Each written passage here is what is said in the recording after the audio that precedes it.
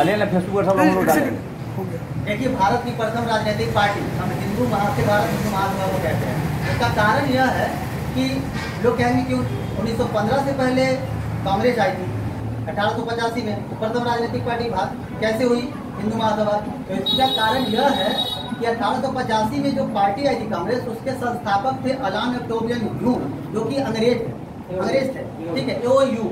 तो इस अनुसार से हम कांग्रेस को तो पार्टी नहीं मानते भारत की, लेकिन उन्होंने 70 वर्ष तक राज किया हमारे देश में और अभी भी न जाने कब तक करते रहेंगे। दूसरी बात की पंडित मदन मोहन मालवीय ने इसकी स्थापना की। बहुत बड़े बड़े दिग्गज हिंदू महासभा के बहुत बड़े बड़े दिग्गज रहे। डॉक्टर राजेंद्र प्रसाद इससे जुड़े रहे, श्यामा प्रसाद मुखर्जी जुड़े रहे, मदन लाल ढींगरा जुड़े रहे, वीर सावरकर इसके राष्ट्रीय अध्यक्ष रहे हैं, श्यामा प्रसाद मुखर्जी इसके राष्ट्रीय अध्यक्ष रहे हैं, BK मुंजे, जो कि कहा जाता है कि एशिया के सबसे बड़े सर्जन थे, BK मुंजे, बाल कृष्ण मुंजे, इनके बारे में कहा जाता है कि यह भारत की आज़ादी के लिए मुसोलिनी के पास जाते थे इटली, और वहाँ से भर भर के जहाज से हथियार आते थे भारत के क्रांतिकारियों के लड़ने के लिए। हिंदू महासभा का बहुत योगदान रहा है।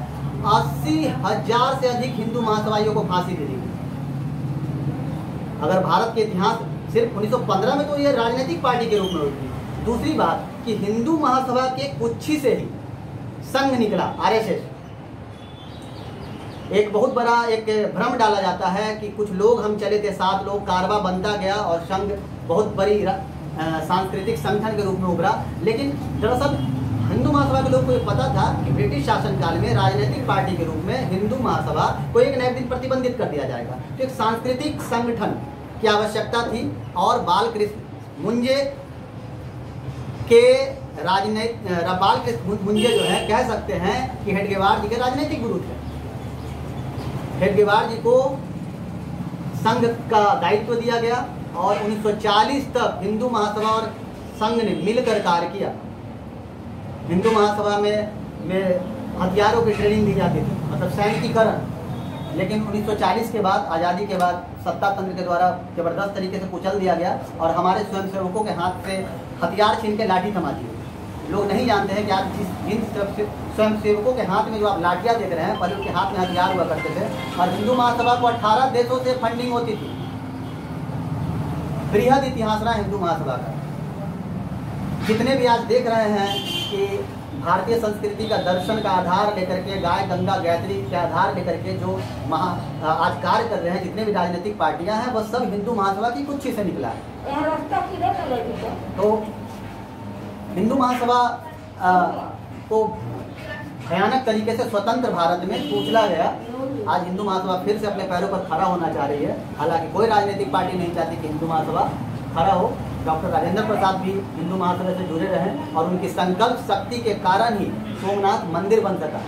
बिना न्यायालय में केस गए स्वतंत्र भारत के बाद के सारे प्रधानमंत्री यह कार्य कर सकते थे कि हमारे जितने भी प्रशस्त मानबिंदु थे, उन प्रशस्त मानबिंदुओं को न्यायालय में नहीं जाने देना चाहिए था, क्योंकि हमारी स्वतंत्रता फिर रही कहाँ, हम स्वतंत्र कैसे रहें। तो हमारे साथ एक बहुत बड़ा अन्याय हुआ था जब राम मंदिर हमारा न्यायालय में गया। तो हिंदू महासभा वैसे भी राम मंदिर का पिटिशनर रही है, लेकिन हमने सारे राजनीतिक पार्टी को देखा और हमने हिंदू महासभा ने सबका समर्थन भी किया। लेकिन हम देख रहे हैं कि भारत को बचाने वाला कोई भी राजनेता बच रहा है। सब देश चला सकते हैं, वो देश बचा नहीं सकते। एक संक्षिप्त परिचय हिंदू महासभा का। और पुनः हिंदू महासभा बिहार की मगध की धरती पर वही इतिहास लिखने आ रही है जो इतिहास कभी हमारे पूर्वज आचार्य विष्णुगुप्त ने रखा था।